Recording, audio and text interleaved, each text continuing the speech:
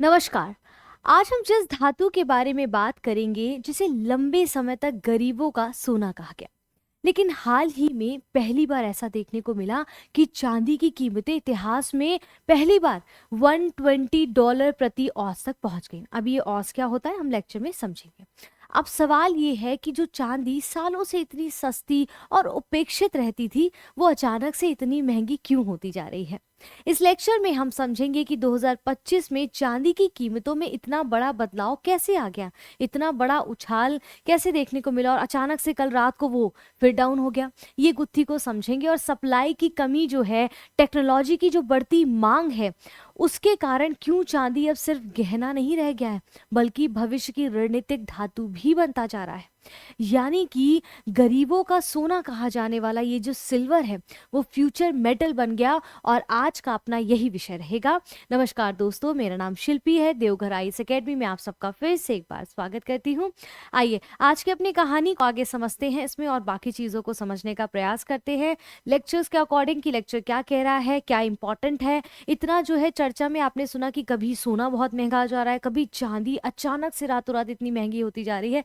रातों रात तो व्यवहार इतना डोनाल्ड ट्रंप का नहीं बदला जितना चांदी बढ़ती चली जा रही है। उसके पीछे के बहुत सारे कारण हैं, उनको समझेंगे। फिलहाल यहाँ पर उन कारणों को समझने से पहले, उस कारण तक पहुंचने से पहले एक चीज समझ लेते हैं कि रिपब्लिक डे को के दिन हमारा जो नीरज सर है, उन्होंने झारखंड स्टेट स्पेसिफिक पेपर 2 को लेकर यहाँ पर जो फीस 999 रुपीज थी उसको मात्र अब 799 रुपए में रख दिया है। कॉन्टैक्ट डिटेल्स 9162500508 आपकी स्क्रीन पर आ रही होंगी। इसके साथ साथ उन्होंने और भी हमारे जो है इंस्टीट्यूट ने, देवघर आईएएस एकेडमी ने science and tech and environment का जो कोर्स है वो कॉम्बो प्राइस में अब निकाल दिया, यानी कि 50% ऑफ कर दिया। वो मात्र 1000 रुपये में आप ये दोनों सब्जेक्ट का कोर्स ले सकते हैं, which is very very cheap कह सकते हैं। और सही समय पर एडमिशन ले लीजिए, इनरोल करवा लीजिए आप इसमें। कॉन्टैक्ट डिटेल्स आपकी स्क्रीन पर आ रही होंगी। एक और कोर्स है फाउंडेशन कोर्स, जो कि ऑनलाइन कोर्स की फीस हमारी 40,000 रुपये है। वहीं पर इकोनॉमिक और मॉड्यूल और सीसेट का जो कॉम्बो प्राइस है दोस्तों, वो पहले 3000 रुपये हुआ करता था, लेकिन रिपब्लिक डे के उपलक्ष्य के दौरान हमने क्या किया कि इसको मात्र 2000 रुपये में कन्वर्ट कर दिया। काफी बच्चों ने एडमिशन लिए, उनके पॉजिटिव रिस्पॉन्स भी आ रहे हैं, तो आई होप आप उनमें से एक होंगे। अगर नहीं लिया है तो एडमिशन ले लीजिए। 9162500508। आगे बढ़ते हैं अपने मेन लेक्चर पर। आज समझने का प्रयास करते हैं कि गरीबों का सोना। अब देखिए समझिए, पहले जमाने में हम लोग क्या करते थे, आप और हम अपने जमाने से ही समझते हैं, बाकी छोड़ देते, ठीक है। बेसिक लेवल से समझते कि पहले हम सिक्के के रूप में दे देते थे, किसी को सिक्का दे दिया, चांदी का सिक्का। कभी कोई शादी ब्याह होता था, कोई ऐसे ओकेजन होता था जिसमें हम सिक्का दे देते थे, या इस तरह से चांदी का इस्तेमाल करते थे। कितना ग्राउंड लेवल पर देखिए, मदर्स को पायले देना हो, बिछिए देना हो, तो ये सब हम सिक्के के रूप में ऐसे प्रदान कर देते थे, क्योंकि अफोर्डेबल होता था बहुत ज़्यादा। लेकिन सोचिए आप, जो चीज़ कल 500 रुपए की मिलती थी, आज सीधे वो 3500 रुपए, 2500, 2800 रुपए की हो गई, तो कितनी बड़ी बात है। लेकिन आपने कभी सोचा इसके पीछे के कितने बड़े कारण हो सकते हैं? समझिए, ये चांदी जो है ना, इसने जो रंग बदला है अपना रातों रात, तो देखिए यहाँ पर अभी क्या हुआ, इंटरनेशनल मार्केट में चांदी की कीमत ने बहुत बड़ा इतिहास रच दिया है। और कहते हैं ना कि खोटा सिक्का भी किसी दिन काम आ जाता है, तो अब वही स्थिति हो गई है।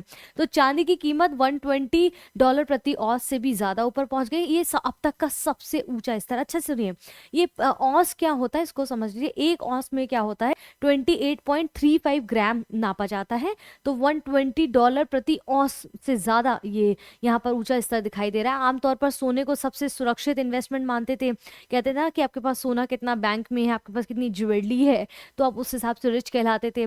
अब जो है देशों ने, वहाँ के केंद्रीय बैंकों ने क्या किया, सोना इकट्ठा करना शुरू कर दिया है, क्योंकि डॉलर जिस हिसाब से उसकी तीव्रता बढ़ रही है महंगाई की, तो उनको लगता है कि कहीं ना कहीं अब गोल्ड को रिजर्व करना बाकी देशों के लिए ज्यादा महत्वपूर्ण हो गया। उनको लगता है आने वाले समय पे जिस प्रकार से वॉर की स्थितियां हर देश में बन रही है, और डोनाल्ड ट्रंप जो वॉर वाले जोन में अभी चल रहे हैं, तो उस स्थिति में उनको लगता है कि गोल्ड परचेज करना ज्यादा मुनासिब होगा, क्योंकि उसमें कभी भी आप उसका हाई एकदम से प्राइस बढ़ा सकते हैं, लेकिन आप इसको एकदम से किसी चीज को फ्रीज नहीं कर सकते। लेकिन सोना आपको ऐसी सिचुएशंस में बहुत मदद देता है। तो सोने की डिमांड भी जिस हिसाब से बढ़ी है, तो देखिए कितना ज्यादा हाई प्राइस हो गया है। लेकिन चांदी अपना एक अलग रोल प्ले कर रही है, क्योंकि कहते हैं कि चांदी, जिसको हम गरीबों का सोना कहते थे, अब वो अचानक इतनी महंगी हो गई कि सोना गरीब दिखने लगा है और चांदी महंगी दिखने लगती है। कहते हैं ना कि हर खोटे सिक्के का समय आता है, तो वो समय आ गया है। तो silver, why has the price of the poor man's gold reach a record high. ठीक है, तो यहाँ पर क्या है, 2025 में चांदी की कीमत के साथ ऐसा क्या हुआ था? दिस ईयर, द ईयर 2025, इसने प्रूव किया to be a turning point for silver. At the beginning of the year, आपने 2025 की शुरुआत में देखा, silver were price as around $30 per ounce था। ठीक है, इसके बाद हमने क्या देखा कि 29th ऑफ जनवरी में हमने देखा अचानक से 29th of January surge to $120.44 पर आउंस हो गया इसमें। यानी कि आप देखेंगे 2025 की शुरुआत में एक ही महीने के अंदर इतना ज्यादा हाई रेट उसका हो गया, यानी सिर्फ एक साल में कीमत 4 गुना से ज्यादा बढ़ गई यहाँ पर। पिछले साल की तुलना में अगर हम चांदी देखें तो कॉम्पेक्स में लगभग ये $30 पर ट्रेड कर रही थी, लेकिन गर्मियों में जो है कीमत 37 से $40 के बीच पर ट्रेड हो गई। फिर अचानक से जोरदार तेजी आई और रिकॉर्ड टूट गया। देखिए, मेरा ये मानना है कि ये सारी कहानी को आप तब समझ पाएंगे जब आप ये समझेंगे कि आखिरकार चांदी का प्राइस इतना ज्यादा क्यों, क्योंकि ये टेक्निकल चीज है। तो मेरा ये मानना है, मेरे को ऐसा लगता है कि आप पहले इस चीज को समझिए जो मैं आपको पहले यहाँ समझा देती हूँ। देखिए, अगर ऐसा नहीं करूंगी ना तो ये थोड़ा सा डिस्टर्बिंग हो जाएगा और समझ नहीं आएगा। अब देखिए यहाँ पर समझते हैं 2025 में चांदी इतनी तेजी से क्यों बढ़ी है, हम ये समझने का प्रयास करते हैं। अमेरिकी डॉलर का कमजोर होना सबसे बड़ा कारण, यानी कि जब अमेरिकी डॉलर कमजोर होता है तो सोना चांदी सस्ते लगते हैं, निवेशक उन्हें ज्यादा खरीदने लगते हैं। तो ऐसी कंडीशन में क्या हुआ, जिनके पास पैसा था चांदी खरीदने के लिए, उन्होंने इन्वेस्ट करना शुरू कर दिया, उसको परचेज करना शुरू कर दिया ज्यादा से ज्यादा।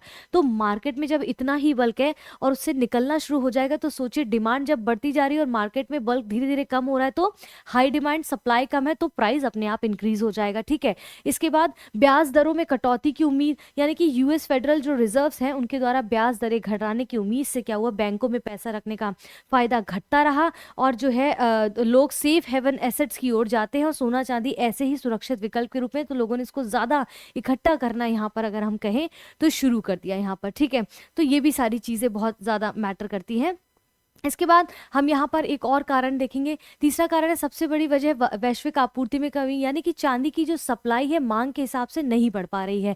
इसके बहुत सारे कारण हैं, क्योंकि अगर आप देखेंगे कि चांदी का उत्पादन में कहाँ कहाँ समस्याएं आ रही, तो जैसे लैटिन अमेरिका में अगर आप देखेंगे, लैटिन अमेरिका में जो है ये दुनिया का 50% से ज्यादा चांदी पैदा करता है, उत्पादन करता है। ठीक है, अब यहाँ क्या हुआ, जब वहां पर उत्पादन घट रहा है धीरे धीरे लैटिन अमेरिका में, तो जब यहाँ जिस जगह पर दुनिया का 50% चांदी उत्पादन हो रहा है, अगर वहाँ चांदी उत्पादन कम होता जाएगा तो सप्लाई कम होगी, सप्लाई कम होगी, डिमांड हाई होगी, तो बट ऑब्वियसली वो जो अफोर्ड कर सकते हैं उस चीज़ को वो परचेज करेगा, जो नहीं कर सकते उनके लिए महंगा हो जाएगा। और पुरानी खदानें बहुत ज़्यादा पुरानी हो चुकी हैं, जिसके कारण चांदी के भंडारण खत्म हो रहे हैं। अगर आने वाले समय पर यही स्थिति रही तो कुछ और ही सिनेरियो सामने दुनिया के निकल के आएगा। मैक्सिको की समस्या क्या है कि मैक्सिको दुनिया की 25% चांदी सप्लाई करता है, मैक्सिको भी 25% पूरे वर्ल्ड में चांदी सप्लाई करता है, और अभी हाल के वर्षों में देखा जो प्रोडक्शन है वो तेजी से गिरता हुआ नजर आ रहा है। तो मैक्सिको की एक बड़ी खदान जिसका नाम सान जुलेन है, वो भी जो है 2027 तक बंद हो सकती है। क्यों? क्योंकि वहां पर अयस्क की उसमें गुणवत्ता गिर रही है और भंडारण कम होते जा रहे हैं, जिसके कारण उसकी डिमांड अब नहीं दिख रही है और वहां पर भंडारण भी कम होते जा रहे हैं। तो ये समस्या बहुत बड़ी बनी हुई है। पेरू, बोलीविया और चिली में ये तीनों देश मिलकर दुनिया की लगभग 1/3 चांदी, आप समझ रहे हैं, देते हैं। तो जहां जहां से चांदी का प्रोडक्शन दिखाई दे रहा है वहां वहां उनकी गिरावट देखी जा रही है, घटती है इसकी गुणवत्ता, राजनीतिक अस्थिरता। ये वॉर आपको क्या लगता है, ये आपकी करेंसी से ज्यादा आपकी जो धातु है उनको बहुत हिलाता है, क्योंकि करेंसीज तो कहीं ना कहीं डगमगाने शुरू हो जाती हैं उस वॉर के दौरान। लेकिन ये सारी चीजों पे लोगों का ज्यादा ध्यान जाता है क्योंकि इसमें अनस्टेबिलिटी नहीं है, इसको फटाफट स्टोर करना शुरू कर देते हैं देश। और मैंने आपको बीच में एक लेक्चर भी पढ़ाया था, जैसे वॉर वाली स्थिति वगैरह होती, जैसे अभी वॉर वगैरह ट्रेड चल रहा है, जैसे अमेरिका के डोनाल्ड ट्रंप ने ईरान में देख लीजिए आप, या रशिया या यूक्रेन के लिए देख लीजिए, तो इसका प्रभाव सिर्फ उन, या फिर कह सकते हैं जैसे ईरान में चल रहा है तो मिडिल ईस्ट पर सिर्फ इनका प्रभाव नहीं पड़ेगा बल्कि पूरे विश्व पर। आप समझिए ना, अब मिडिल ईस्ट का कोई एक देश दो देश उसमें इन्वॉल्व है जहां से तेल सप्लाई हो रही है, तेल की प्यूरिफिकेशन हो रही है, वो सारे देश अगर उनमें इन्वॉल्व हो जाएंगे तो कहाँ से क्या कोई अच्छी चेन सप्लाई हो पाएगी, और क्या सही समय पर वो तेल उपलब्ध हो पाएंगे, नहीं उपलब्ध होंगे तो डिमांड ज़्यादा बढ़ेगी, तो नहीं होंगे उपलब्ध, उनका प्रोडक्शन नहीं होगा, तो उसमें प्राइस बहुत इंक्रीज हो जाएगा। आप समझ रहे हैं? तो ये सारी चीज़ें क्या है, यही तो सब कुछ है। ये सब चीज़ों को, सारे मेटल्स को आपको जो डिस्टर्ब किए हुए हैं, सख्त खनन नियम बना दिए गए हैं, इससे नए निवेश वहां पर रुक गए हैं। तो विश्लेषक मानते हैं कि अगर नए भंडार अगर नहीं मिले भविष्य में, तो दशक के अंत तक चांदी का उत्पादन रुक सकता है या फिर पूरी तरीके से घट सकता है ये। ठीक है, तो अजम्पशंस लगाए जा रहे हैं। इसके बाद हम यहाँ पर एक चीज़ और देख लेते हैं, दो तीन, कि चांदी की विशेषता। अब चांदी इतनी महत्वपूर्ण अचानक से क्यों हो गई है? पहले भी तो था, लेकिन अब डिमांड ज़्यादा बढ़ रही है। क्यों? क्योंकि आप देखेंगे ऑटोमोबाइल्स में बहुत ज़्यादा इसका यूज़ हो रहा है, इंडस्ट्रीज इसका मशीन्स में यूज़ कर रही हैं। क्यों कर रही हैं, उसको समझने का प्रयास करिए। यहाँ पर वो बहुत इंपॉर्टेंट चीज़ है, क्योंकि अगर आप समझेंगे नहीं ना, तो आपको लगेगा कि पता नहीं क्या चल रहा है। अब जैसे यहाँ पर अगर आप देखेंगे, मैं डायरेक्ट यहाँ पर ले लेती हूँ, देखिए इलेक्ट्रिक व्हीकल्स की जो गाड़ियाँ हैं ना, उसमें पेट्रोल डीजल की गाड़ियों से 2/3 ज़्यादा चांदी लगती है। क्यों लगती है? क्योंकि बैटरी, वायरिंग, चार्जिंग सिस्टम सब में चांदी इस्तेमाल होती है, ताकि उसको कूल रखते हैं। यहाँ पर एआई और जो डिजिटल इकोनॉमी, इसको क्यों कहा गया? देखिए एआई चिप्स, माफी चाहती हूँ बीच में ब्लर हुआ था, एक सेकेंड। हाँ, तो एआई चिप्स और डेटा सेंटर्स में क्या हुआ, चांदी इसलिए ज़रूरी होती चली गई क्योंकि बिजली बहुत तेज़ और सही तरीके से पहुंचानी होती है। यानी कि फास्ट रिलायबल और सर्किट्स होने चाहिए, फास्ट रिलायबल सर्किट्स होने चाहिए। मशीन्स जो हैं, आप देखेंगे बहुत ज़्यादा गर्म होती है, उस गर्मी को बहुत जल्दी बाहर निकालना पड़ता है, जिसके कारण चांदी बहुत बड़ा रोल प्ले करती है यहाँ पर। ठीक है, अगर आपकी फिर से ब्लर हो तो मैं देखती हूँ। तो चांदी क्या है कि बिजली और गर्मी दोनों में बहुत ही ज़्यादा अच्छा, मैं कहूँ तो, तरीके से संभालती है। इसलिए एआई और डिजिटल इकोनॉमी में बेसिकली बच्चों इसका इस्तेमाल बहुत ज़्यादा बढ़ गया है।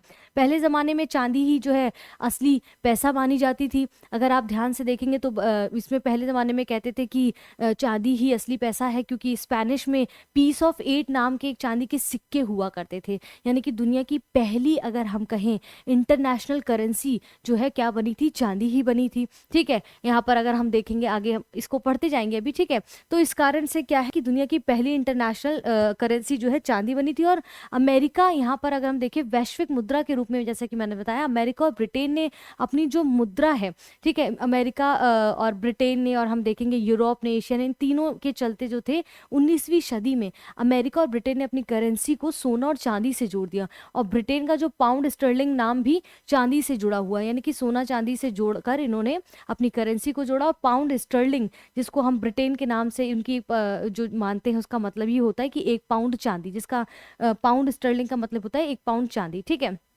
तो इस तरीके से यहाँ पर जो है इस प्रकार से चांदी की ये वैश्विक मुद्रा के रूप में हमने देखा बदलते समय में कैसे उसका महत्व बढ़ा, ना केवल 19वीं सेंचुरी में, 21st सेंचुरी में भी हम देख रहे हैं। ठीक है, तो ग्लोबल इकोनॉमी के रूप में ये हमें उभर कर आता है। अब इतिहास में चांदी की भूमिका देखें तो हजारों सालों तक चांदी जो है पैसा और मूल्य संग्रह दोनों सही तरीके से होता था। ठीक है, प्राचीन सभ्यताओं में देखें तो दुर्लभ, इसको काफी टिकाऊ और आसानी से बांटा जा सकने वाला मानते थे। जैसे असरफियां दे देते थे राजा महाराजा सोने और चांदी के, तब इतना, तब आप समझिए, भारत को भी सोने की चिड़िया ऐसे ही नहीं कहा जाता था। ठीक है, धातु होने के कारण चांदी आदर्श मुद्रा के रूप में थी, अफोर्डेबल थी। अफोर्डेबल कहें तो बड़ी प्योर मानी जाती है, पूजा पाठ में भी इसका जो इस्तेमाल करते हैं लोग, इसको खाने पीने के बर्तनों के रूप में भी इस्तेमाल करते हैं कि भाई चांदी के बर्तन है तो ठंडक रहती है, आपको बात पित्त कफ ये सब बैलेंस रहता है। तो ये सारी चीजें के कारण हम देख रहे हैं जिस प्रकार से डिमांड हो रही। भविष्य की मांग कहती है कि द सिल्वर इंस्टीट्यूट कहता है कि आने वाले 5 सालों में इंडस्ट्रियल मांग लगातार बढ़ती जाएगी। क्यों? क्योंकि ऑक्सफोर्ड इकोनॉमिक्स कहती है कि ऑटो सेक्टर में चांदी की मांग अब एवरी ईयर 3.4% बढ़ सकती है। यानी कि यूएस डेटा सेंटर 65% बढ़ोतरी में मांग बढ़ेगी, क्योंकि इंडस्ट्रियल एरियाज में जो है इसको एज अ वायरिंग यूज किया जा रहा है। उस चिप्स के अंदर जो एआई टूल्स वगैरह है उसके अंदर इसका इस्तेमाल किया जा रहा है, क्योंकि ठंडक बनाए रखती है वहां पर, तो इस कारण से इसका यूज ज्यादा हो रहा है। ठीक है, तो चांदी की मांग इतनी क्यों बढ़ रही? तो हमने समझा कि चांदी सिर्फ गहनों का या सिक्के के लिए नहीं, बल्कि जो आज के समय पे मॉडर्न टेक्नोलॉजी है, स्वच्छ ऊर्जा की रीढ़ बन चुकी है। अब स्वच्छ ऊर्जा की रीढ़ क्यों? क्योंकि सोलर एनर्जी में आप देखेंगे सोलर पैनल्स जो है ना बच्चों, उसमें बिजली चलाने के लिए सिल्वर पेस्ट का बहुत ज़्यादा यूज़ किया जाता है। जैसे जैसे रिन्यूएबल एनर्जी पर हम ज़्यादा रिलाई करेंगे, वैसे वैसे चांदी की मांग बढ़ती चली जाएगी। यानी कि बेहतरीन बिजली प्रवाह देती है चांदी, बेहतरीन गर्मी बाहर निकालने की क्षमता पैदा करती है, इस कारण से इंपॉर्टेंट है। यहाँ तक समझ आया? यहाँ तक समझ आया? वापस से पीछे चले। जो चीज़ें पीछे थी, तो ताकि आप और समझ सकें कि आखिरकार ऐसा क्यों हो रहा है। तो इंट्रोडक्शन हमने समझा 2025 में चांदी के साथ क्या हो रहा है। तो 2025 में आपने देखा ये ऐसे-ऐसे इसको इंक्रीज़ हुई है चांदी के प्राइस, और इतनी तेज़ी से इसको ख़ास क्यों माना जा रहा है, क्योंकि सोने के गरीब रिश्तेदार के रूप में इसको माना जाता है। और आमतौर पर जब तेज़ी आती है तो सोना ज़्यादा तेज़ बढ़ता है और चांदी पीछे रह जाती थी। लेकिन 2025 में पहली बार देखा गया कि नहीं। और इवन आप देखेंगे जब भी बड़े लेवल पर, ग्लोबल लेवल पर, ग्लोब पर आप देखेंगे ऐसी चीज़ों में जिसमें उतार-चढ़ाव होता है ना, तो छोटे लेवल पर सुगबुगाहट बनने लगती है। इवन आपस में लोग डिस्कस करने लगते हैं। आप देखेंगे रेहड़ी पे खड़े हुए लोग, छोटे-छोटे व्यवसायी भी बात करते हैं कि ऐसा क्यों लग रहा है कि चीज़ें बदल रही हैं, या फिर सिल्वर में इस प्रकार से उतार-चढ़ाव देखने को मिल रहा है। कहाँ जो चीज़ स्थिर थी इतनी, अब इतनी अस्थिर हो गई कि रातों-रात, मतलब 15-15 मिनट्स में, 10-10 घंटे में उसमें इतना बड़ा उछाल आके देख रहा है। ठीक है? तो चाँदी ने सबको बेसिकली 2026 तो धप्पा एकदम ऐसे आया है कि ये आई एम कमिंग, मतलब डोनाल्ड ट्रंप तो अपना चल ही रहे, चांदी भी पैरेलली वैसे ही नखरे दिखा रही है। तो हालांकि कुछ निवेशक ये भी कह रहे हैं कि आगे चलकर हो सकता है इसमें थोड़ी गिरावट दिख सकती है। फिर भी पूरे साल के लिए बाजार का जो रुख है चांदी को लेकर बहुत ही सकारात्मक है, क्योंकि जैसी मैं सोच रही हूँ कि चलो अब ये परचेज कर लेते हैं, तब तक पता चलता है उसका हाई इंक्रीज हो गई उसकी वैल्यू। जैसे पता चलता है कि चलो चलो अच्छा ये थोड़ा सा डिक्रीज हुआ तो लोग लेते हैं, फिर 15 मिनट बाद पता चलता है कि फिर से वो इंक्रीज हो गई। तो बहुत ही फ्लैक्चुएट, मतलब मूड स्विंग्स टाइप की सिचुएशन अभी चांदी के साथ चल रही है बेसिकली, अगर सही वर्ड में बोलूँ तो 2025 में पहले से चांदी की स्थिरता कैसी थी? 2025 से पहले आप देखेंगे तो लगभग 10 साल तक चांदी की कीमत $15 से $25 के बीच घूमती रही। इसका मतलब है कि सिंपल इतने रेट चल रहे थे। कभी कभी ये 30 से ऊपर भी गई है, लेकिन ज्यादा समय तक ये टिक नहीं पाई है। तो इतिहास देखेंगे अगर 1980 से 2011 के बीच में बच्चों देखें, तो चांदी ज्यादातर $49 प्रति औंस, मैंने बताया उस तक पहुंची है। उसी समय सोना $1900 से ऊपर चला गया था। तो सोना तो काफी महंगा रहा ही है, इसलिए चांदी को हमेशा कमजोर समझा गया। इसलिए हर चीज जो कमजोर दिखती है वो कमजोर नहीं होती, कभी ना कभी उसका समय आता है, इसलिए उसको हल्के में नहीं लेना चाहिए। ठीक है, तो अब हम आगे इसमें बढ़ते हैं और क्या चीजें इसमें रह गई उसको समझने का प्रयास करते हैं। हमने ये समझा कि एआई इन डिजिटल इकोनॉमी में कैसे रोल प्ले करे। सोलर एनर्जी के लिए जो आपका सिल्वर है विच इज़ वेरी इंपॉर्टेंट, ठीक है। और भविष्य की मांग है, फ्यूचर डिमांड आउटलुक्स क्या है इसके, और हिस्ट्री में हमने देखा हिस्टोरिकल रोल ऑफ सिल्वर क्या रहा है। ठीक है, चांदी का पतन और वापसी की अगर हम बात करें, यहाँ पर सिल्वर एज ग्लोबल जो है मुद्रा के रूप में हमने देखा चांदी का पतन। और 20वीं शताब्दी में देखेंगे देशों ने चांदी मानक छोड़ दिया। ठीक है, फिर उन्होंने क्या किया, सोना को यानी कि गोल्ड को अपनी सेंट्रल बैंक्स में रखना, स्टोर करना शुरू कर दिया, क्योंकि चांदी उद्योग में चली गई। अब यहाँ पर स्टोरेज के लिए कुछ तो करेंसी चाहिए, तो करेंसी के रूप में उन्होंने मेटल को रखना शुरू किया। लेकिन महंगाई और संकट के समय चांदी आज भी सुरक्षा देती है, और ये हम देख पा रहे हैं अच्छे से। ठीक है, decline and come back of silver, come back ही हुआ है सिल्वर का जिस हिसाब से चल रही है। कंक्लूजन क्या है कि silver record price surge is not accidental. ये अचानक से कीमत में जो रिकॉर्ड के उछाल है, कोई अचानक से घटना नहीं आई है, ये बहुत लंबे समय से थोड़ा थोड़ा करके मार्केट में आ रही थी। लेकिन जो अच्छे निवेशक थे उन्होंने इंडस्ट्रीज को परिपक्व करने के लिए उसको समेटना शुरू किया, और जब मार्केट में वो चीज़ समाप्त होने लगी, उसका प्रोडक्शन कम होने लगा, तब लोगों को लगा कि भाई अब क्या हो रहा है। अब वो घट तब भी रहा था, बस फर्क इतना है कि जब यहाँ पर माल खत्म होने लगा, डिमांड ज़्यादा होने लगी, सप्लाई कम होने लगी, और मार्केट में मिडिल क्लास के जो लोग हैं, मिडिल क्लास फैमिलीज हैं, उनको लगने लगा महंगा हो रहा है, क्योंकि यहाँ पर अब वो चीज़ खत्म हो रही है। तो भाई जिनको लेना था उन्होंने पहले ही इकट्ठा करना शुरू कर दिया। तो ये काम जो है, ये कम सप्लाई, बढ़ती तकनीकी मांग के कारण वैश्विक अनिश्चितता का बहुत बड़ा नतीजा देखने को मिला। और आज चांदी सिर्फ गरीबों का सोना नहीं बल्कि भविष्य की धातु बन चुकी। तो इसे गरीब कहना अब तो छोड़ दीजिए, ठीक है, मतलब छोड़ ही दीजिए, उसको बुरा लग गया है बहुत ज्यादा। इसके बाद एक चीज़ और अच्छा मैं यहाँ ऐड ऑन कर रही हूँ। हालांकि यहाँ पर हम चांदी के विषय में पढ़े, लेकिन सोने की बात मैं अगर करूँ तो बहुत बड़े कारण है सोना बढ़ने के भी। अब ध्यान से समझिएगा, देखिए जियोपॉलिटिकल का जो प्रेशर, जो एक एनवायरमेंट तनाव का बना है ना, खींचातानी का, वॉर हो, ट्रेड वॉर हो। अब ट्रेड वॉर के नाम से, trade war as equal to अगर हम डोनाल्ड ट्रंप कहें तो अतिशयोक्ति नहीं होगी। ठीक है, राजनीतिक अनिश्चितता के समय क्या हुआ, निवेशकों ने सेफ हेवन की ओर जाते रहे और सोना चांदी धीरे धीरे अपने मार्केट में स्टॉक करना शुरू कर दिया। वहीं सेंट्रल बैंक्स ने क्या किया कि जैसे चाइना, भारत जैसे देश ने डॉलर पर निर्भरता घटाने के लिए हर महीने बड़ी मात्रा में सोना खरीदते रहे। चाइना ने तो बहुत ज़्यादा खरीदा। अभी बीच में मैंने पढ़ाया भी था कि आखिरकार चाइना इतना सोना क्यों खरीद रहा है। अगर आपने नहीं देखा है, देवघर आईएएस एकेडमी में जाइए, प्लेलिस्ट में जाइए, जियोपॉलिटिक्स के टॉपिक में जाके देखिए, विच इज़ वेरी इंपॉर्टेंट। डॉलर का अचानक से जो कमज़ोर होना, डॉलर गिरता है तो सोना सस्ता लगता है और मांग भी बढ़ती है, जिसके कारण दुनिया धीरे धीरे डॉलर से हटकर सोने की ओर बढ़ रही है। वो इसको ज़्यादा रिजर्व करना प्रेफर कर रही है। तो आई होप यू अंडरस्टैंड कि यहाँ पर जो भी चीज़ें बताई गई विच इज़ सिल्वर और गोल्ड, जो भी चीज़ें हों, तो उनको ध्यान में रखकर जो इम्पोर्टेंट था आपके एग्जाम के पॉइंट ऑफ व्यू से, चाहे वो यूपीएससी हो, चाहे वो स्टेट एग्जाम हो या एनी एग्जाम, तो आपकी एक अंडरस्टैंडिंग डेवलप हुई होगी। बाइलिंगुअल है हमारे ये सारे प्रोग्राम्स। तो आई होप ये सारी चीज़ें समझ आई होंगी। वीडियो अच्छा लगा है तो प्लीज़ वीडियो को लाइक करें, अपने दोस्तों के साथ शेयर करें, अपने सोशल मीडिया पे शेयर करें, और अपने कमेंट ज़रूर बताएं कि आपकी क्या राय है कि क्या आने वाले समय पर चांदी और महंगी होगी, क्योंकि सोना जिस हिसाब से बढ़ रहा है समझ आ रहा है, लेकिन चांदी क्या और उछाल मारेगी, आपको क्या लगता है, या फिर वापस बैक टू पवेलियन हो जाएगी। अपनी राय ज़रूर दें, आप क्या सोचते हैं इस विषय में, हमें अच्छा लगेगा। अपना ध्यान रखें, अपनों का ध्यान रखें। जय हिंद, जय भारत।